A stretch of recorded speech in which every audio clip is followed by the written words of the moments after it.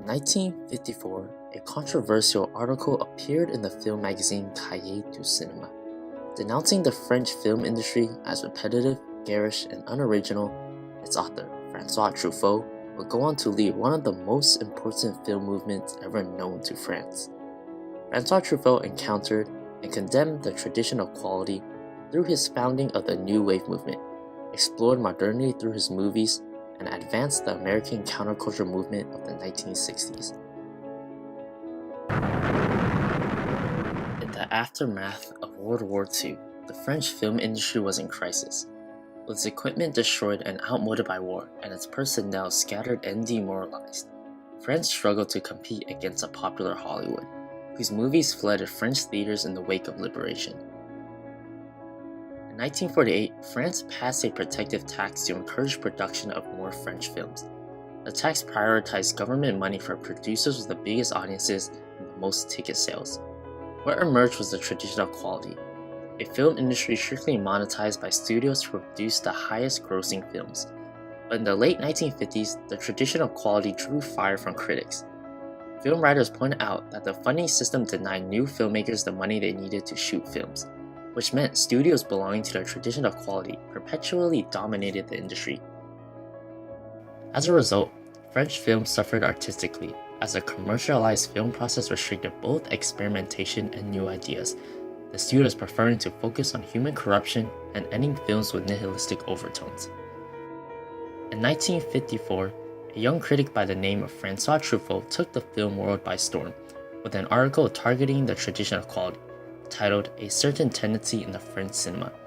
The article slammed both directors and scriptwriters of the tradition of quality, berating their practice of stripping down literary classics such as The Hunchback of Notre Dame into commercialized parodies. But Truffaut especially concentrated his frustration on the two most popular scriptwriters of the time, Jean Anouilh and Pierre Bosse. Dedicated proponents of the tradition of quality, Anouilh and Bosse were highly awarded for their adaptations of literary novels, such as Diary of a Country Priest. However, Truffaut criticized Anouilh and Bosse for commercializing the novel without any regard for its underlying themes, using the ending of Diary of a Country Priest as an example.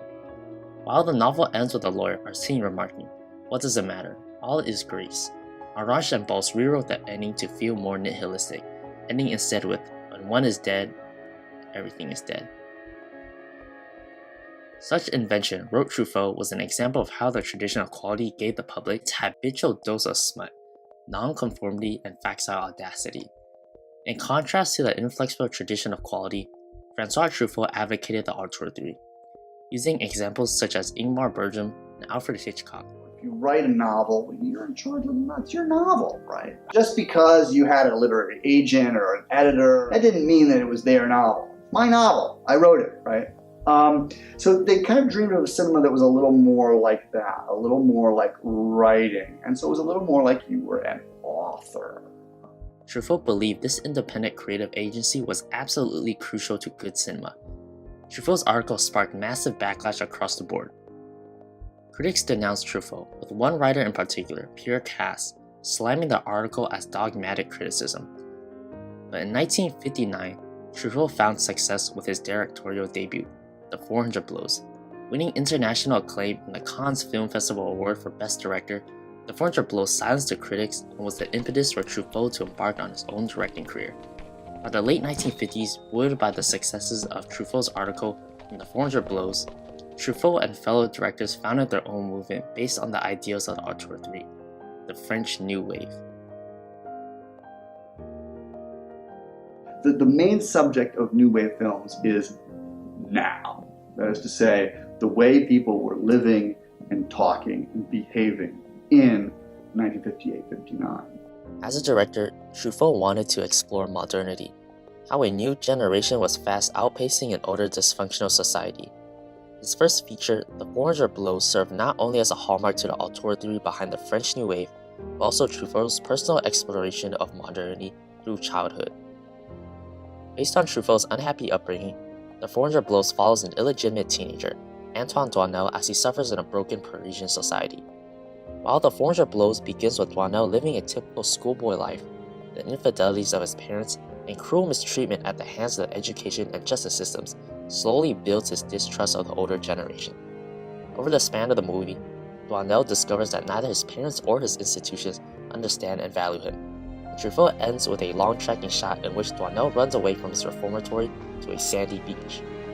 In the final frame, Truffaut freezes on a moment where Duanel is between two worlds, with the limitless possibility of the ocean before him and free from the oppression of an older generation. Truffaut reminds the audience how Duanel can now be hopeful for the future. As Truffaut matured as a director, he also became interested in how women were changing in response to modernity. His exploration of the modern woman came in Jules and Jim, which centered around two friends as they are led headlong by the irresistible Catherine. Catherine is a shiny exemplar of the modern woman. Independent, beautiful, and unpredictable, a complete reversal of the traditional conservative view of women. But despite her autonomy, Truffaut reminds the audience of the unique predicament of the modern woman now faced by Catherine. She is trapped in the transition between a traditional society valuing traditional gender roles and a modern society focused on the ecstasy of sex. Unable to reconcile the two roles, Truffaut shows how Catherine cannot find happiness in her relationships, and in the final scene, Catherine drives off a bridge to her death.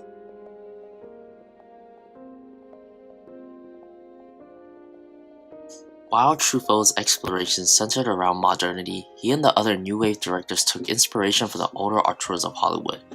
With the influx of American films in France in the wake of liberation, the directors of the New Wave were astonished by the vigor of film noir, which they admired as the perfect representation of auteur film. When they were able to shoot their own films, the New Wave directors borrowed heavily from the American film noir. In the 1940s, icons such as Humphrey Bogart were emulated in New Wave films. There's a great love of American cinema from the director of the New Wave, very much so.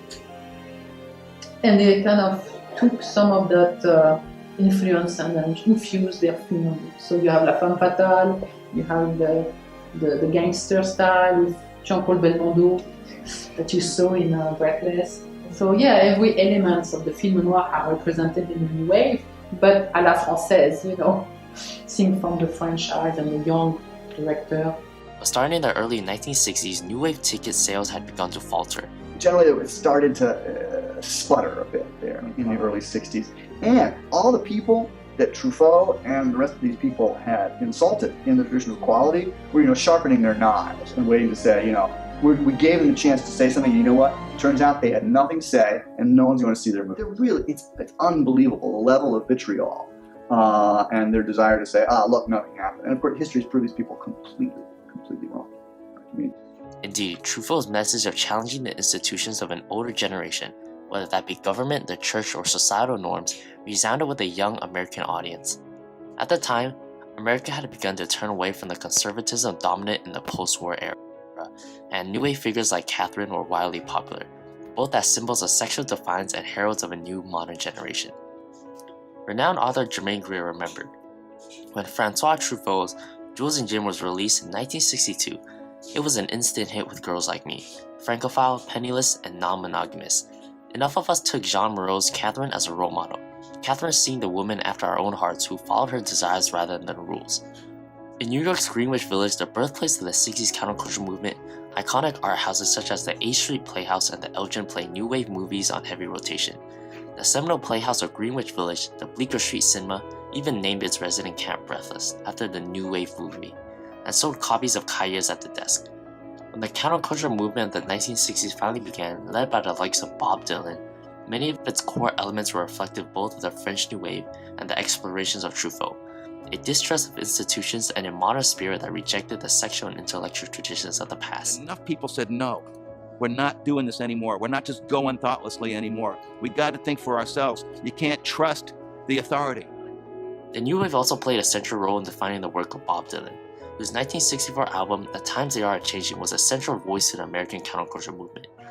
Throughout his career, Dylan often cited the influence of the New Wave in his work, and during the songwriting process for The Times They Are Changing, Bob Dylan included in his notes a short poem dedicated to Truffaut's film, Shoot the Piano Player. There's a movie called Shoot the Piano Player, the last line proclaiming, Music, man, that's where it's at. It is a religious line. Outside the chimes rung and they are still ringing. The exchange was then complete. From the American film noir to the French New Wave and back to the counterculture movement, Truffaut's work gave his audience insight into the cultural shifts of the time and helped define the thinking of a new, modern generation. Truffaut's ideas, films, and directorship influenced not just French, but artists, directors, and filmmakers all over the world. His encounter of the tradition of quality, his exploration of modernity, and his exchange which advanced the American counterculture movement is a resounding film legacy that speaks to his profound passion for cinema. It is little wonder why Truffaut once remarked, "I have always preferred the reflection of life to life itself." He was exactly like his movies. And that's really, that's what set me back so far. Was I kept talking to Francois like he was more than the man who made Jules and Jim. And he's not. He's Jules.